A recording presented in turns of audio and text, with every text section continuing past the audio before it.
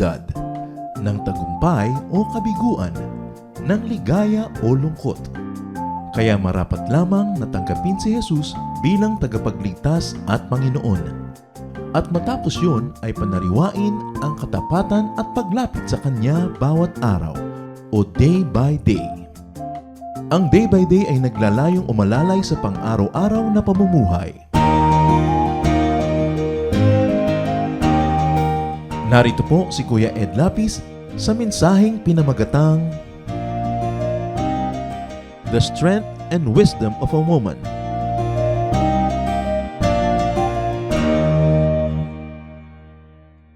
Basahin po natin yung 2 Kings chapter 4, verses 8 to 10 first, and then we will keep on reading.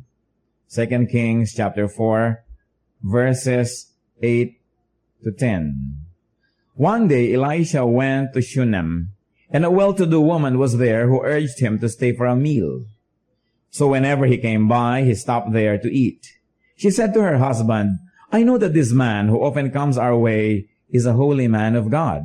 Let's make a small room on the roof and put in it a bed and a table, a chair and a lamp for him. Then he can stay there whenever he comes to us." And may the Lord continue to bless us as we continue to read this word. So let us take a look at the woman's kindness to the man of God. This woman was wealthy. Micaiah, taga Shunem. That's why some versions of the Bible call her the Shunammite woman. At nakikita niya si Elisha, ang propeta ng Diyos, ay nagpupunta sa kanilang bayan, madalas, ministering there, teaching, probably leading people to the Lord, this and that. At sabi niya sa asawa niya, napapansin ko itong taong ito, ang dalas-dalas dito, pakanin natin minsan. So, she urged Elisha to stay for a meal. Because after all, it was a long travel.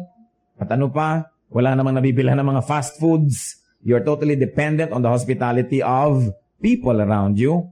And this eating in her house became a habit. It became an institution. It became a tradition to the point that whenever Elisha would go to that place, she would go to that house to eat. At matapos yun, na-confirm niya. Sabi niya sa asawa niya, alam mo yung kumakain dito madalas? I'm sure he's a man of God.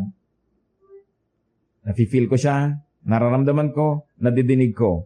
So she knew and confirmed that Elijah was a holy man of God. Therefore, she stepped up her kindness. Una, nagpapakain lang siya. Sabi niya sa asawa niya, I have an idea. Sabi naman ng asawa niya, eto na naman ang wife ko, may idea na naman. At ano yon? Sabi niya, yung bubong natin, lagyan natin ng extension. Alam niyo yung mga bubong nung araw, lalo sa Middle East, flat yon. Kaya pwede talagang lagyan ng extension. And in many wealthy homes, it is where the upper room really is. Yung ground floor is for animals. The second floor is for the owners of the house. And if the owner is wealthy, there will be an upper room. A guest house. A special room for very special people. So sabi niya, gagawa tayo ng room dun sa bubong. At anong gagawin natin? Lalagyan natin ng higaan, lalagyan natin ng mesa, lalagyan natin ng silya at ng ilaw. So alam niya siguro na itong prophet ay basa ng mga scriptures. Kaya kailangan may ilaw, may mesa, may silya. Baka mamaya kung tayo yung bisita, palagyan ng mahjong table o palagyan ng kung ano, depende kung anong hilig natin gawin. So doon pa lang sa furnishing na inilagay, alam na natin kung anong pagkatao ng patitirahin. So it would be a very dignified, a very private, and a comfortable place to stay for the prophet. That was the woman's kindness to the man of God. We will take a look now at God's kindness to this woman who was kind to God's man. And we will keep on reading verses 11 up to 17. One day when Elisha came, he went up to his room and lay down there. He said to his servant Gehazi, "Call the Shunammite." So he called her, and she stood before him. Elisha said to him, "Tell her, you have gone to all this trouble for us. Now what can be done for you? Can we speak on your behalf to the king or the commander of the army?" She replied, "I have a home among my people." "What can be done for her?" Elisha asked. Gehazi said, "Well, she has no son, and her husband is old." Then Elisha said, "Call her." So he called her, and she stood in the doorway. About this time next year, Elijah said, "You will hold a son in your arms." "No, my lord," she objected. "Don't mislead your servant, O man of God." But the woman became pregnant, and the next year, about the same time, she gave birth to a son, just as Elisha had told her. A very wonderful story, and the plot thickens. Because this woman was kind to the man of God, then God was kind to her. Sabi ni Elisha, "Tawagin mo nga yung babae." Akyat ang babae sa upper room, but she stayed only by the door. At hindi siya kinakausap directly ni Elisha. Sabi niya sa kanyang servant na si Gehazi, yung kanyang kasunod-kasunod, "Itanong mo kung anong pwede natin gawin sa kanya. Sobra siyang napagod para sa atin. I-return naman natin yung kanyang kindness. Itanong mo kung meron ba siyang gustong ipasabi sa hari." Obviously, the prophet had access to the ears of the king. O baka meron siyang gustong ipasabi sa commander of the army in charge of this province. Gusto ba niya ng protection? May umaabuso ba sa kanya? May nanggugulo? Tell her, what can we say to people in power on her behalf? At sabi naman ng babae, "I'm at home among my people." I have a home among my people. Meaning, wala pa akong kailangan. I am protected by my people. I have a peaceful life. I have no need for the favor of such high-ranking people. Walang hiningi. Sabi tuloy nitong wala daw hong hingi, wala daw hong kailangan sa hari o sa commander. Ano kaya ang kailangan ng babaeng yan na pwede naman natin maibigay? Obviously, just Gehazi was doing his homework. Magaling na assistant. Wala hong anak. At ang asawa ho may edad na. Itawagin mo. Tinawag uli ang babae, nakatayo sa may doorway. Siguro si Elisha ay medyo nakasandal doon sa kanyang higaan, whatever. At sabi niya, "Anong buwan ba ngayon?" "Nobyembre." "O mga ganitong panahon sa isang taon, meron ka ng kilik-kilik na anak. Meron ka ng aalaga ang anak." Sabi na, "Huwag niyo po akong ganyanin. Huwag niyo po akong paasahin." Yung babae siguro sa tagal na nagdasal, sa tagal na umasa, nasanay na mabigo, ayaw nang umasang muli. Kasi baka masaktan pa. Sabi, "Huwag niyo po akong paasahin. Man of God, do not mislead me. Please, okay na ho akong ganito. Huwag niyo nang pataasin pa ang aking mga iniisip at mga adhikain." Subalit, alam natin, natupad. Siyempre, propeta ang nagsalita, matutupad dapat. Pag hindi natupad, hindi propeta, fake. Huwag kayo maniniwala. The Bible said that. If what a prophet says doesn't come to pass, he is not a prophet. Hindi yung magpo-prophesy kunwari. Marami ngayong mga leaders magpo-prophesy, mga pangahas na mga prophecies, pero may nakahanda na ring palusot kung hindi matuloy. Pagka ang prophet nagpapalusot, pag hindi matuloy ang kanya sasabihin, gumising naman kayo. Kailangan na malaman natin hindi prophet yon. Because a prophet is always sure. Kaya ang sabi, itong babae, she became pregnant, and that same time, the following year, she was cradling a baby in her arms. Is it not nice? Let's keep on reading. Verses 18 up to the end of the chapter. "The child grew, and one day he went out to his father, who was with the reapers. 'My head, he said to his father. His father told a servant, 'Carry him to his mother.' After the servant carried him to his mother, the boy sat on her lap until noon, and then he died. She went up and laid him on the bed of the man of God, then shut the door and went out. She called her husband and said, 'Please send me one of the servants and a donkey so I can go to the man of God quickly and return.' 'Why go to him today?' he asked. 'It's not the new moon or the Sabbath.' 'It's all right,' she said. She saddled the donkey and said to her servant, 'Lead on. Don't slow down for me unless I tell you.' So she set out and came to the man of God at Mount Carmel. When he saw her in the distance, the man of God said to his servant Gehazi, 'Look, there's the Shunammite. Run to meet her and ask her, "Are you all right? Is your husband all right? Is your child all right?"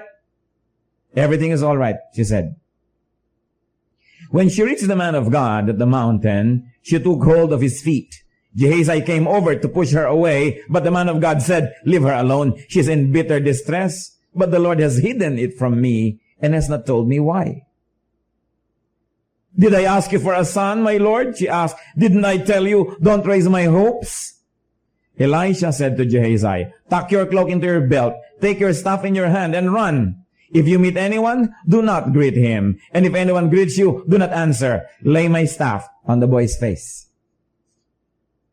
But the child's mother said, as surely as the Lord lives, and as you live, I will not leave without you. I will not leave you. So he got up and followed her. Gehazi went on ahead and laid the staff on the boy's face, but there was no sound or response. So Gehazi went back to meet Elisha and told him, the boy has not awakened. When Elisha reached the house, there was the boy lying dead on his couch. He went in, shut the door on the two of them, and prayed to the Lord. Then he got on the bed and lay upon the boy, mouth to mouth, eyes to eyes, hands to hands. As he stretched himself out upon him, the boy's body grew warm. Elisha turned away and walked back and forth in the room, and then got on the bed and stretched it out upon him once more. The boy sneezed 7 times and opened his eyes. Elisha summoned Gehazi and said, call the Shunammite. And he did. When she came, he said, take your son. She came in, fell at his feet, and bowed to the ground. Then she took her son and went out. And may the Lord really bless us through this very, very beautiful story. Very, very moving. This panorama of human emotion and the strength of a woman. Let's take a deeper look at the strength, the wisdom, and the faith of this woman. So the child grew. Can you imagine waiting for a child for so long? Halos lahat ng kinikimkim mong mga pag-ibig, mga gusto mong pagmamahal na hindi mo maibigay, ay bigla mong ibubuhos. Pagkatapos, isang araw, dumaing ang bata, masakit ang ulo, at siya ay sumandal sa kanyang nanay, at nung tanghali, namatay. Can you imagine having your son die in your lap, in your arms? Let's look at the strength of this woman. Hindi siya hinimatay. Walang kwenta sa mga babae yung hinihimatay. Walang president sa mga mahuhusay na babae sa Biblia ang hinihimatay. She carried the dead boy by herself to the upper room. So obviously, they were on the second floor. Binuhat niya ang bangkay ng batang ito, mag-isa. Wala siyang pinagsabihan na namatay ang bata. Binuhat niya. At pagkatapos lumabas siya sa kanyang asawa, sabi niya, pakibigyan mo nga ako ng isang makakasama at kailangan ko ng isang donkey. Pupunta ako sa prophet. Sabi naman ng asawa, walang kamalay-malay. Typical husbands, mga walang kamalay-malay kuminsan sa mga problema. Diba? Ang babae ang solve ng problema. Bibigyan ng konting budget ang babae, ang stretch ng stretch. At parang wife ka ba o magician? Hindi ko malaman. See this woman very strong. Sabi niya, padala mo ako ng katulong at ako'y dadayo. Sasagsag ako patungo sa man of God. Sabi ng lalaki, hindi naman Sabat, hindi naman full moon, hindi naman holiday, hindi naman araw ng obligasyon. Ay bakit? Sabi niya, okay lang. Sabi niya, everything's alright. At pagkatapos, aside from carrying the dead boy by herself, she walked and not rode on the donkey. Bakit nagsingkaw ng donkey? Why was the donkey saddled?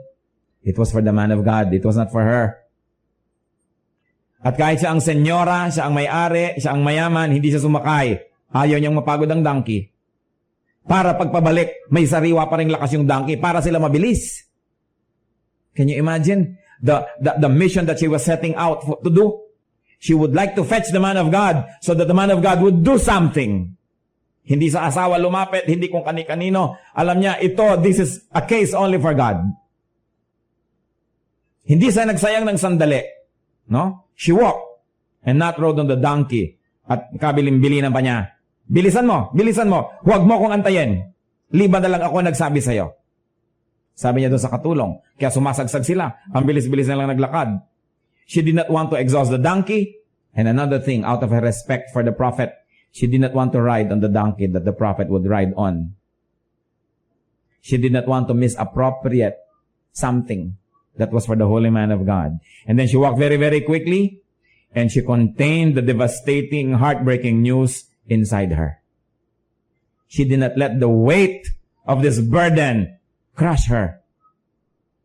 Or even if it was crushing her, para siyang bulaklak na habang tinatapakan, lalong lumalabas ang halimuyak. Lalong lumalabas ang bango. Lalong gumaling. Ang mahuhusay na tao, lalong humuhusay in times of adversity. Hindi nagpapanik, hindi nagugulo. And let's take a look at her wisdom. In her faith. Huwag mo akong antayin. Liban na lang ako nagsabi sa'yo. Sabi niya doon sa katulong. Kaya sumasagsag sila. Ang bilis-bilis na lang naglakad. She did not want to exhaust the donkey. And another thing, out of her respect for the prophet, she did not want to ride on the donkey that the prophet would ride on. She did not want to misappropriate something that was for the holy man of God. And then she walked very, very quickly, and she contained the devastating, heartbreaking news inside her. She did not let the weight of this burden crush her. Or even if it was crushing her, para siyang bulaklak na habang tinatapakan, lalong lumalabas ang halimuyak. Lalong lumalabas ang bango. Lalong gumaling. Ang mahuhusay na tao, lalong humuhusay in times of adversity. Hindi nagpapanik, hindi nagugulo. And let's take a look at her wisdom. In her faith. She would tell nobody about the boy's death, not even her husband, not even Gehazi, because she didn't want to waste time.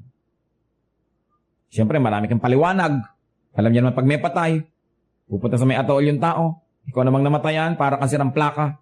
Anong ikinamatay? Ganito, ganyan. Kailan pa namatay? Ganun. Naku.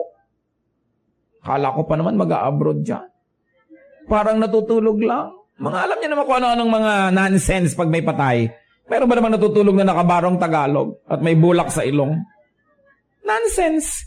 So she did not want to go through the nonsense.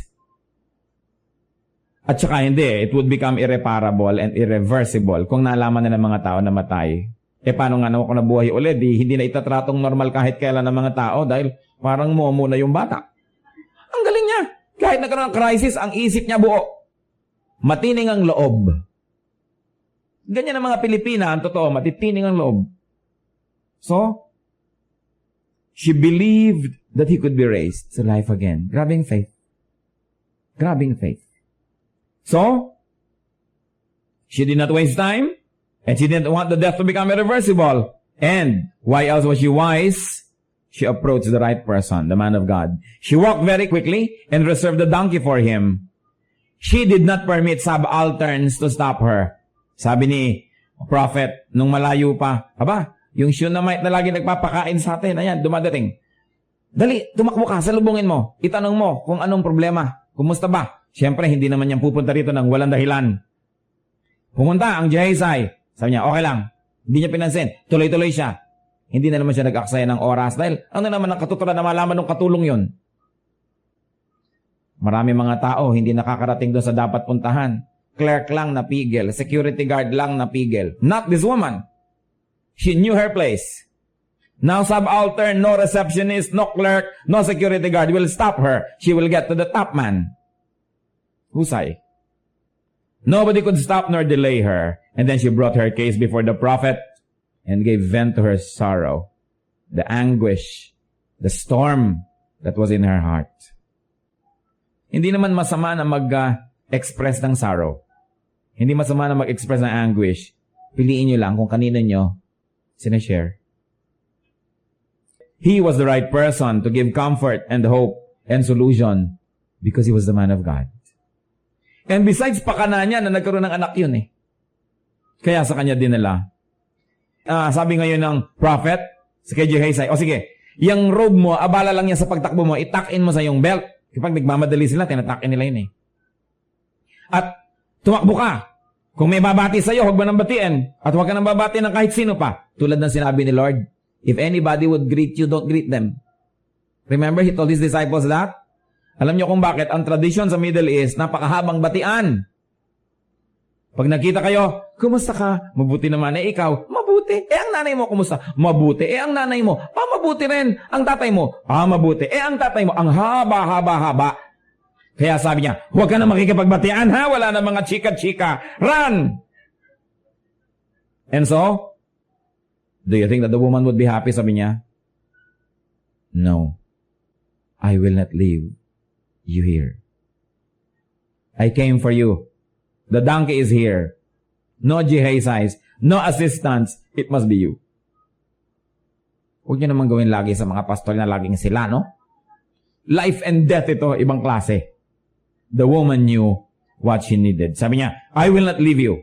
So the prophet went with her. But sure enough, Gehazi went ahead. Dala-dala niya yung tungkod ng prophet, ipinato niya sa mukha ng bata, wala ring nangyari. And you must take note, everybody, the father and the entire household, up to now, was still blissfully unaware. The woman was doing it single-handedly. At pagkatapos, nung dumating si Elisha, sinalubong siya ni Gehazi, ginawa ko na ho lahat, wala talaga mangyari. And when Elisha went up, he shut the door on the two. Naiwan yung ina, naiwan yung katulong niya, and he prayed to God. Times for prayer. He was not powerful. Only God is powerful. Channel lang siya. Walang tao na may kapangyarihan, ang Diyos lang. Walang tao na nakakapagbigay ng blessing, liban na lang, dumadaloy sa Kanya, patungo sa iba. So he knew his position. Ang mga taong to, alam nila lahat ng position nila in the economy of things. Yan ang problema ngayong mga araw na to. Maraming mga tao, they don't know kung paano sila lulugar. They don't know their correct place under the sun. Kaya ang gulo-gulo. So, Elijah prayed. And then he stretched his body over the boy. Mouth to mouth, eyes to eyes, hands to hands. And the boy's body grew warm. Tumayo ang prophet. Naglakad-lakad. Siguro na nalangin uli. And then bumalik. Inulit niya. And the boy sneezed 7 times. That was the nicest sneeze that a mother could hear. Siguro pag nag-sneeze ang anak mo, sabi mo, what will you say? Sorry. Ayan. Excuse me. But this time, it was such a sneeze of joy. Nakakatuwa na rinig niya. And the boy opened his eyes and lived again. An entire family can be blessed through the wisdom and strength of one woman. It's very, very important. What are the things that we should remember about this story? The woman used her wealth and house for a cause. Her food and her house was offered to the man of God. It was offered to the work of God, because if you offer it to the man of God, therefore you are offering it to the work of the man of God. And the work of the man of God is the work of God. Therefore, she opened her house to God. Sabi sa Romans 16:3-5, tungkol kay Priscilla, who also opened their house to the work of Paul. Sabi sa letter ni Paul, greet Priscilla and Aquila, my fellow workers in Christ Jesus. They risked their lives for me. Not only I, but all the churches of the Gentiles are grateful to them. And take note of this, brothers and sisters.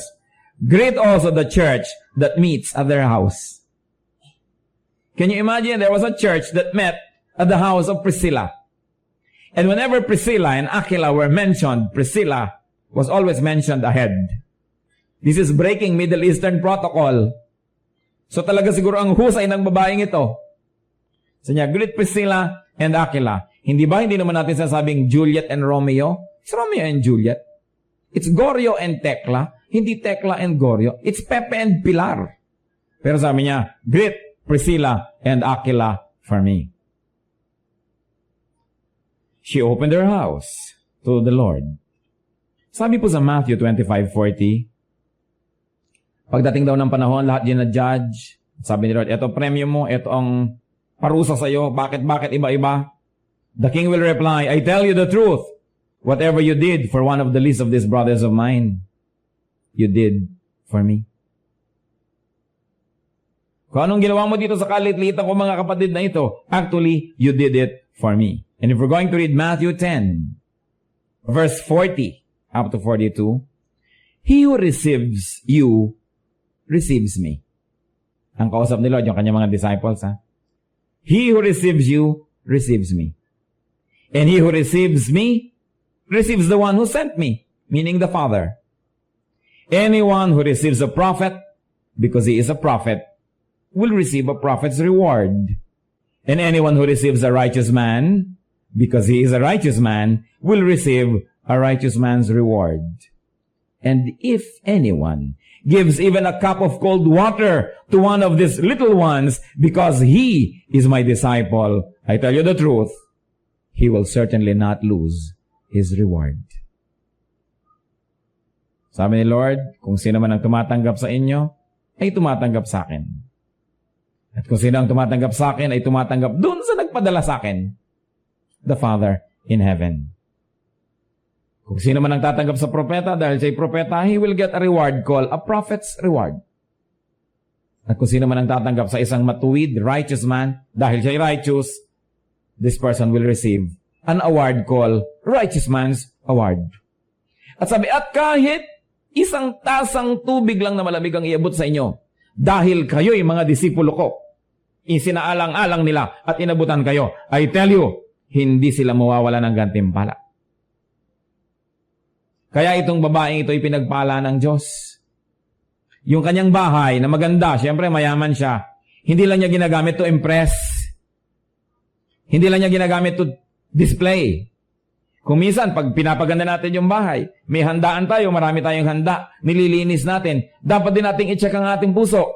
Am I doing this to impress my guests or to please my guests? Magkaiba yun. And God knows our hearts. So this woman wanted to please the man of God, and her kindness did not escape the attention of heaven. Kahit ang laki ng earth, ang laki ng Milky Way, ang laki ng galaxy, ang laki ng lahat, no act of goodness, especially done to God's people, ever escapes heaven and heaven's attention. So, napakainam ng ipinakita dyan. At doon naman sa hindi gumagawa ng mabuti sa mga lingkod ng Diyos, sa Matthew 25:45, sabi ni Lord, I tell you the truth, whatever you did not do for one of the least of these, you did not do for me.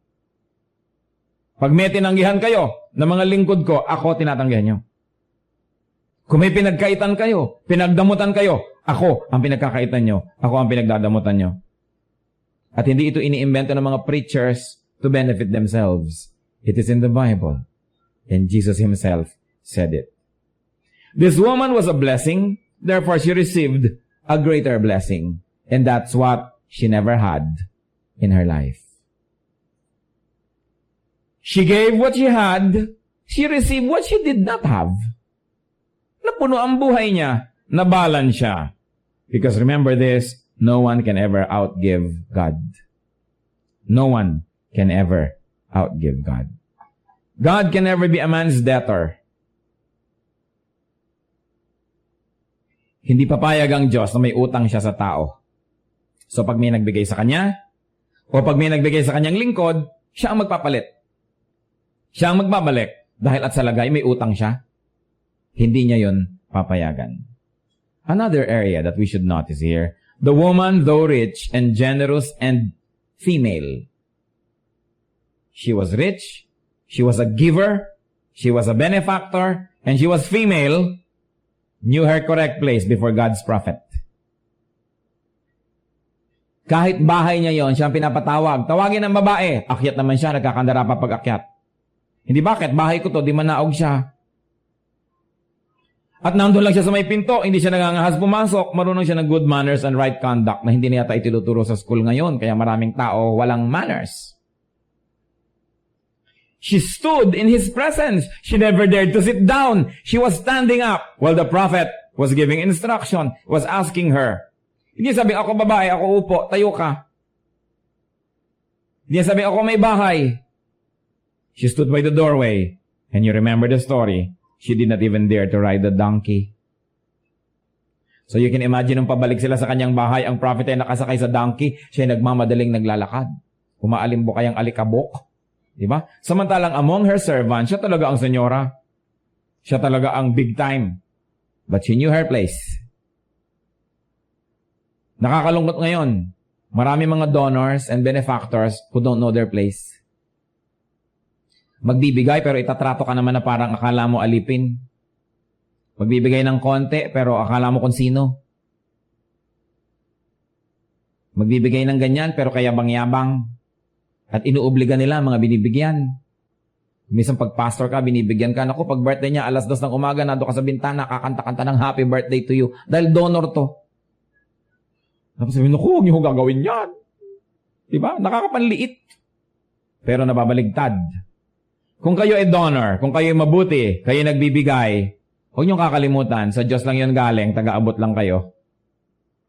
I mean, don't be contaminated by pride. And don't ever think that you were the giver. Because all good and perfect things come from the Father. At kung tayo yung dinadaanan para mag-abot, salamat. Kasi pag humahawak tayo ng palayok, nauulingan din tayo. If the Lord would like you to be supportive to several people, binibigyan ka ng marami, nagkakurinig ka, natitira rin yung iba sa inyo. Nabe-benefitan tayo. Subukan yung isara yung channel, huwag yung iabot dun sa dapat bigyan. The Lord will still continue to give to those He likes to give. At ano nangyari? Kayo yung napuwera. Because you will no longer be the channel. There will be another channel. Mas nagbibigay tayo sa gawain ni Lord, mas dapat tayong maingat sa ating manners.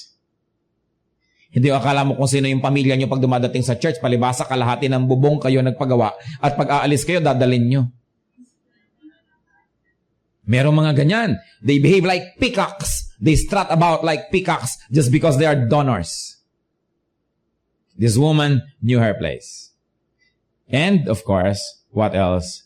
She was eager to respond to the prophet's call. Pag tinawag, nariyan agad. Hindi tulad ng marami ngayon, nagbibingi-bingihan.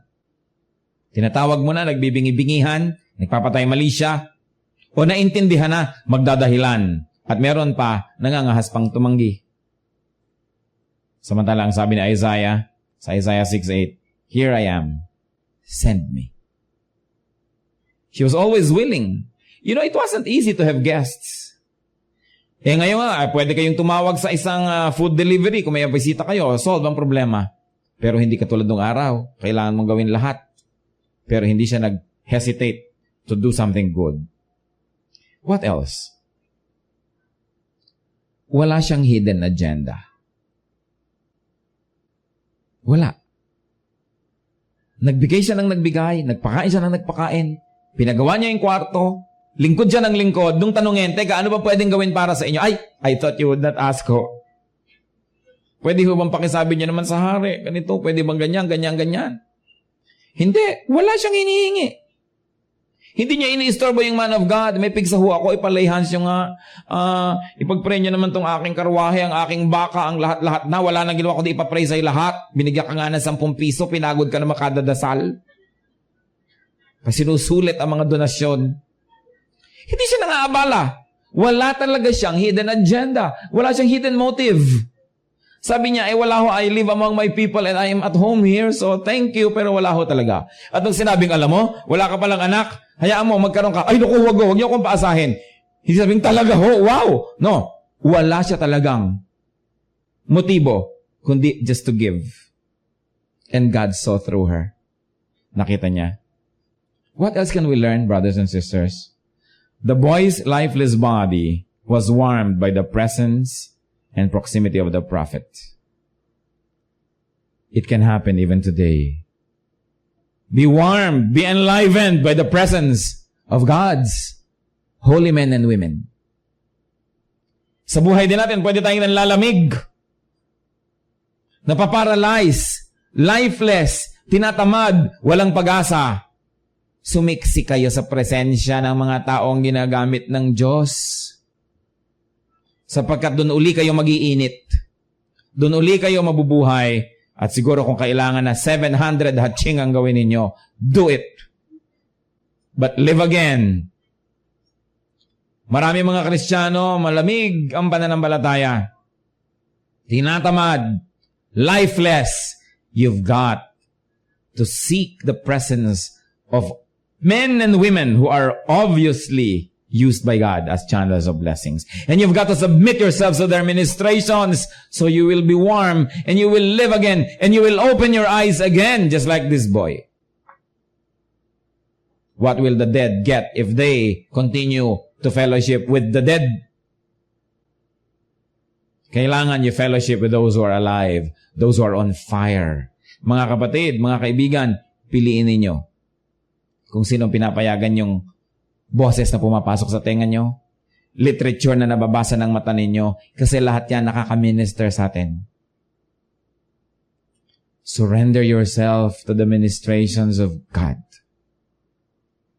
It is your duty to yourself and to others. And there's a question here. Could there be a dead boy in your house? Na kailangang dalhan nyo ng propeta? Na kailangang dalhan nyo ng Bible study? Na kailangang dalhan nyo ng salita ng Diyos? Na kailangang dalhan nyo na magpe-pray? Unless you live in a perfect home, there must be someone who's dead there. Meron dong patay. Spiritually. Anong sabi sa Bible? Unless a man is born again, he cannot see the kingdom of God. Yet to all who received Him, who believed in His name, He gave the right to become children of God.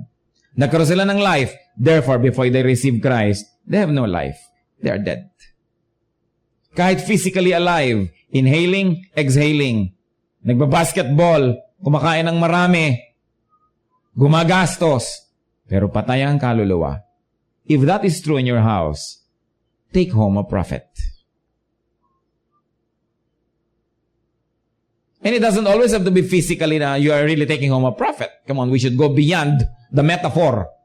Lampasan natin yung talinghaga. Take God home. Bring God home. Open your home to God. Ang mga TV nyo, anong napapanood dyan? Dinadaanan ba yan na mensahe ng Diyos o ng demonyo? Ang mga radyo nyo, anong naririnig? Ang mga tape sa inyong bahay, mga pinapanood, pinapakinggan, binabasa, pumapasok ba ang Espiritu ng Diyos o masasamang Espiritu? Somebody must be dead somewhere near you. Like this woman, be wise. Bring God home. And husbands and men, allow your women folk to achieve. Hindi nga masyadong active yung asawa niya rito, pero at least hindi siya kontrabida. Hindi niya pinigil. At siguro yung babae merong magandang track record nung sinabing, ba't ka pupunta doon? Hindi naman oras. Okay lang, yaan mo na. Hindi na siya nag-usisa kasi trust. May trust. Alam niya, hindi naman siguro gagawa ng kabalbalan ng asawa ko. Meron kasi siyang track record of good decisions. The husband allowed the wife to do good. The husband supported his wife to do good and to achieve. Sabi niya, igawa natin ang kwarto ang prophet. Gumawa sila. Hindi niya pinigil. Wives, huwag niyo rin pipigilin ng husbands niyo kung gusto nila mag-serve kay Lord.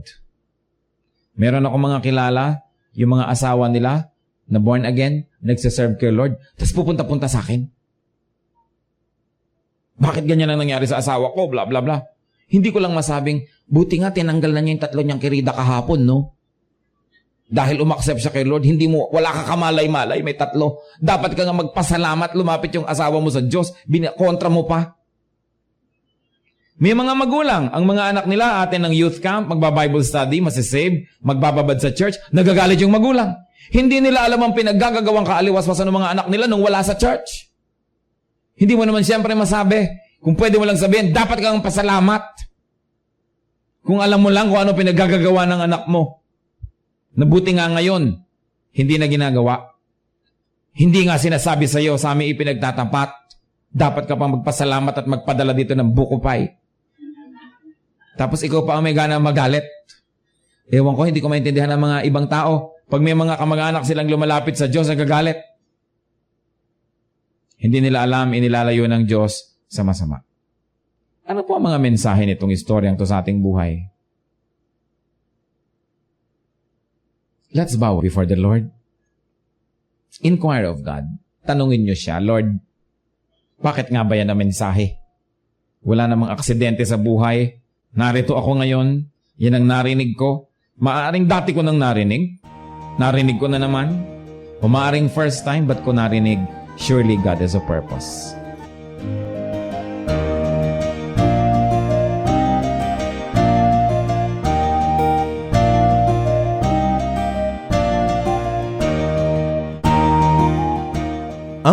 mapuspong mensahe ni Kuya Ed Lapis ay pinamagatang The Strength and Wisdom of a Woman.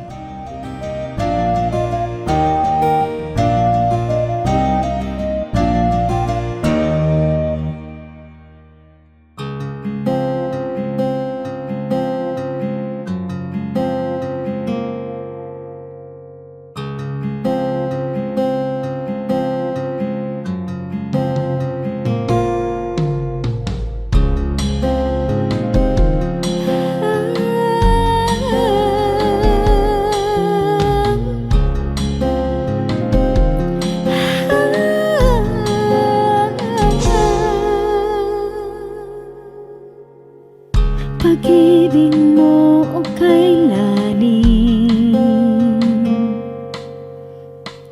sukat man lumayo'y mahal pa rin. Liparin ko man ang dulo ng langit,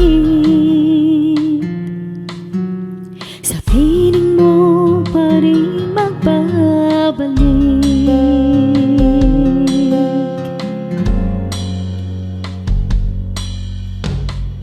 Kahit minsa'y magkasala, bakit tinuturing pa rin ba na? O Jesus, kayo nag-alay ng buhay, katwiran niyong aking tinataglay.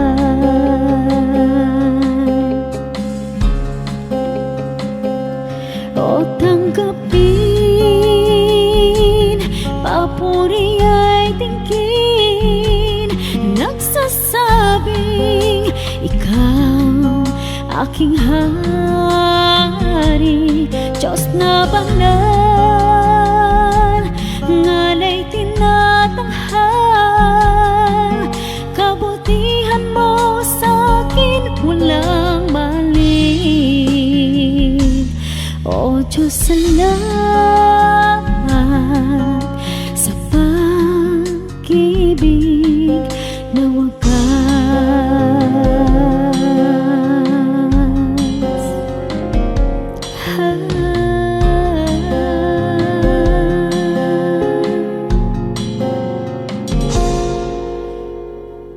Laging laman itong isip, ngalan ko sa palad mo inukit, walang sino mang maaring magwala. Kaligtasang ikaw ang nagpikat,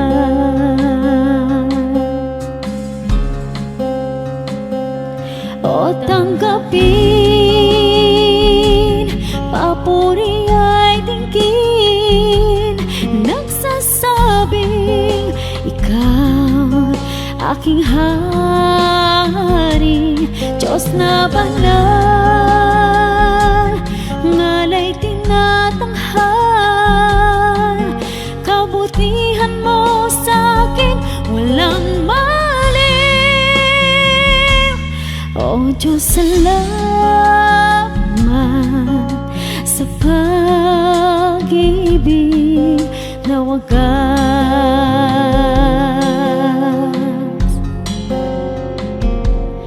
O tanggapin,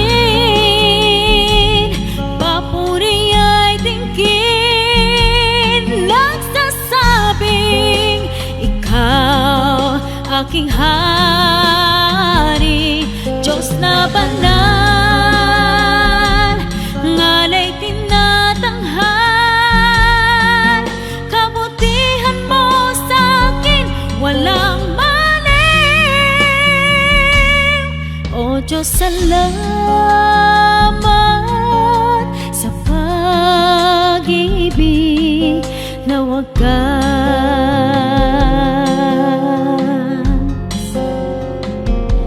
O Diyos, salamat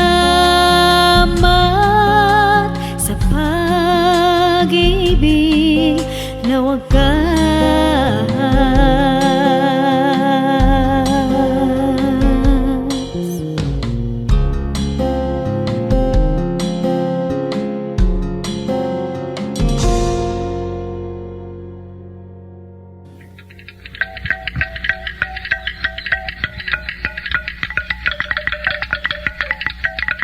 Maraming kayamanan ng ating bayan na dapat maipagmalaki at isa na rito ang ating musika. Napakarami ng mga instrumentong pangtugtog ng ating lahi. Isa na rito ang kulintang tamlang ng mga Maguindanao sa Cotabato.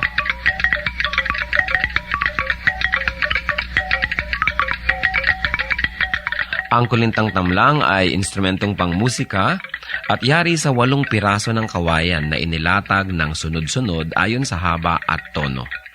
Hinahampas ito ng 2 maiigsing patpat sa magkabilang kamay.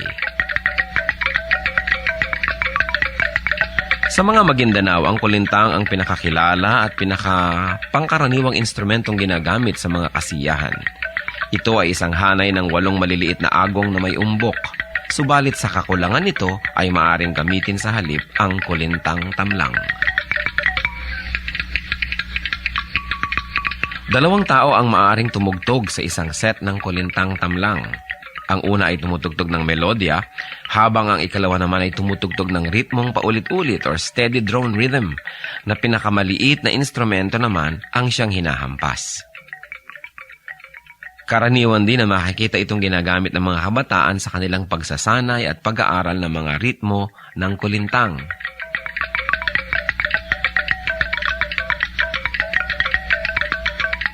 Yan ang kulintang tamlang ng mga Maguindanao sa Cotabato. Kayamanan hindi lang ng Maguindanao, kundi ng buong bayan. Marapat isuko sa Panginoon at gamitin sa paglikha ng musika sa pagsamba sa Kanya.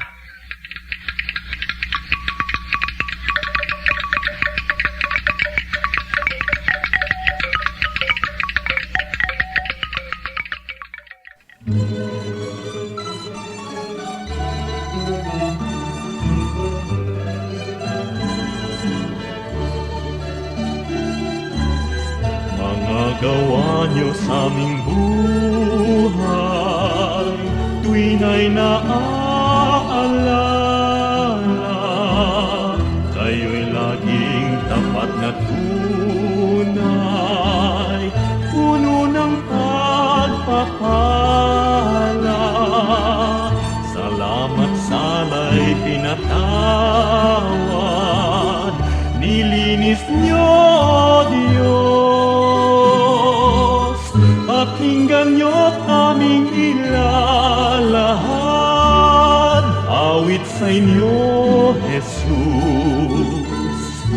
O kay sarap mabuhay,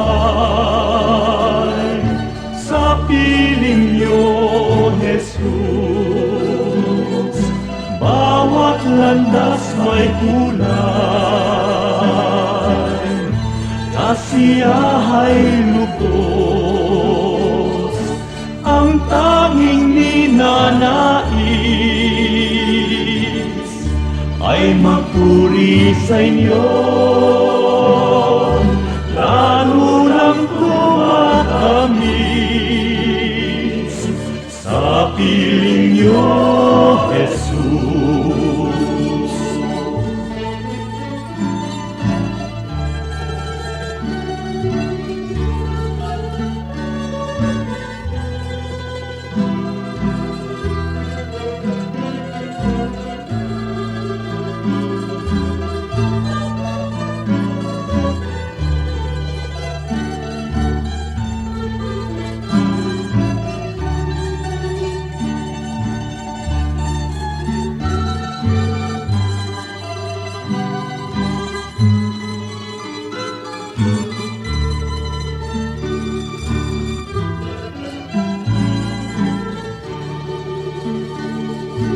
O kay sarap mabuhay, sa piling niyo, Jesus. Bawat landas may kulay,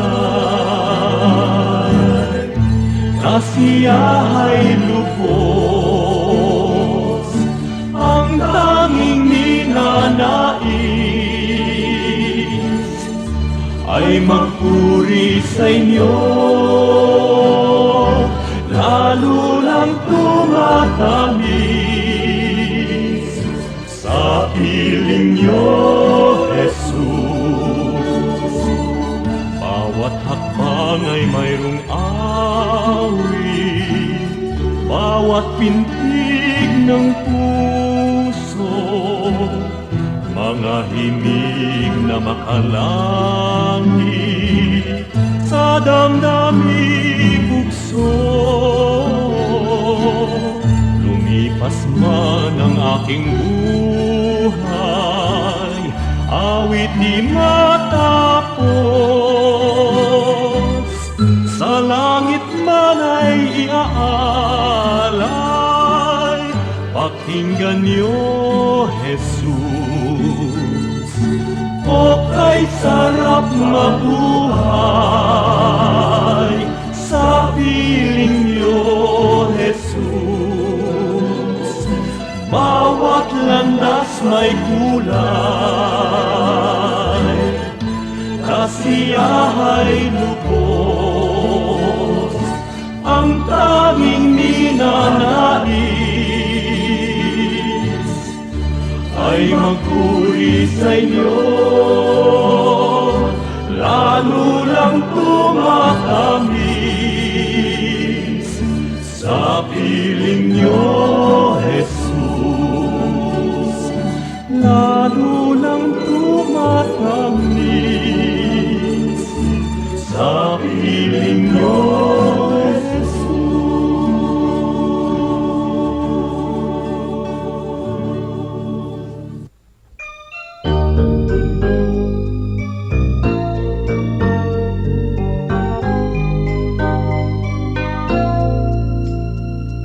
Kung ang puso mo ay nasasaktan dahil buhay ko ay may kabiguan, suliranin may nagbunga ng kasawian.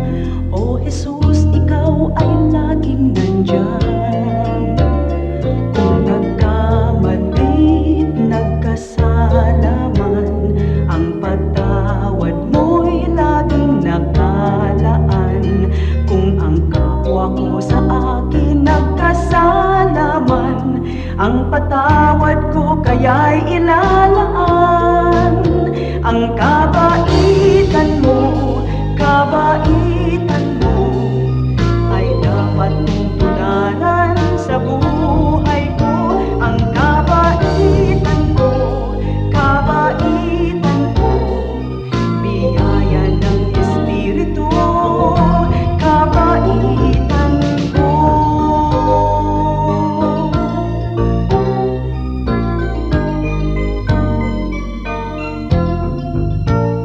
Kung nagkamali't nagkasala man, ang patawad mo'y laging nakalaan. Kung ang kapwa ko sa akin nagkasala man, ang patawad ko kaya'y ilalaan. Ang kabaitan mo ay dapat mong tularan sa buhay ko. Ang kabaitan ko, biyaya ng Espiritu, kabaitan ko.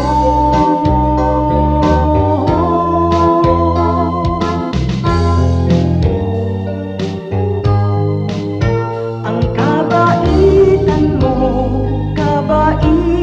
mo ay dapat kong tularan sa buhay ko. Ang kabaitan mo, biyaya ng Espiritu, kabaitan ko. Biyaya ng Espiritu, kabaitan ko.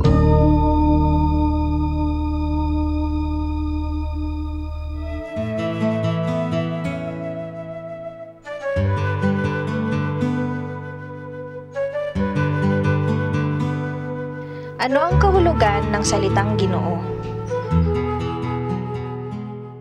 Ang salitang Ginoo, hindi yan equivalent ng Mister lamang.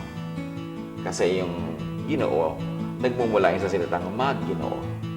At nung sinaunang panahon sa Pilipinas, yung mga Magginoo, yan yung mga nobles. No? Ibig sabihin, a male person with nobility of spirit. So, tama ang iyong behavior. Ikaw ay magalang sa mga babae, mapagkakatiwalaan, listo ka, marunong ka maghanap buhay, hindi ka umaasa sa iba, hindi ka sumasandal na lang kahit kanino, meron kang independence, fruitfulness, at mapagbigay ka lalo sa mga may sakit, sa mahihirap, sa mga babae at bata, at maging sa iyong kalaban ay gumagamit ka ng kagandahang asal. Yun ang kahulugan ng Maginoo. Kaya napakasarap na matawag kang Ginoo.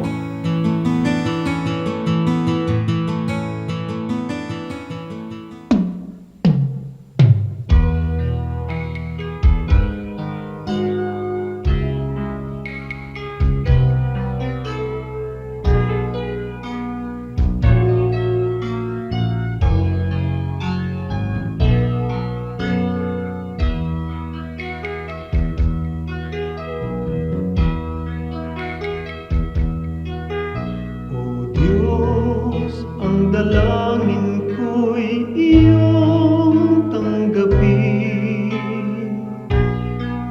na maging karapat-dapat sa iyong paningin. Kung may pag-aalinlangan ang aking paniwalaan ay ikaw. O Diyos, ang kailangan ko'y iba yung lakas upang di ko natahakin ligaw na landas sa pagpaparot parito. Sa ulat bagyo'y hindi magbabago. Katapatan ko, ang alay ko, Panginoon. Katapatan ko, sa'yo'y panghabang panahon. Kahit minsan na tiwala ko'y di kukupas, katapatan ko, panatiliin mong wagas.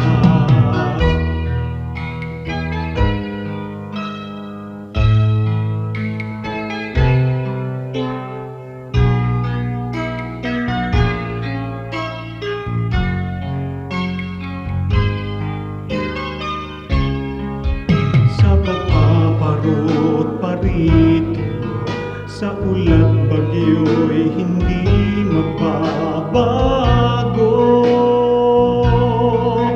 Katapatan ko, ang alay ko, Panginoon. Katapatan ko, sa'yo'y panghabang panahon. Kahit minsan na tiwala ko'y di kukupas, katapatan ko, panatiliin mong wagas. Panatiliin mong wagas.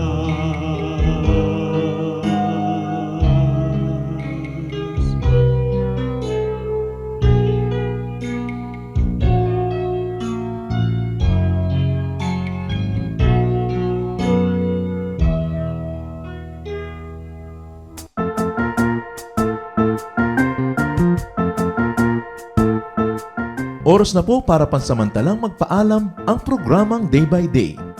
Tayo po'y magsama-sama tuwing ika-6 hanggang ika-7 ng umaga, araw-araw. Magandang umaga po at mabuhay ang Panginoong Hesus!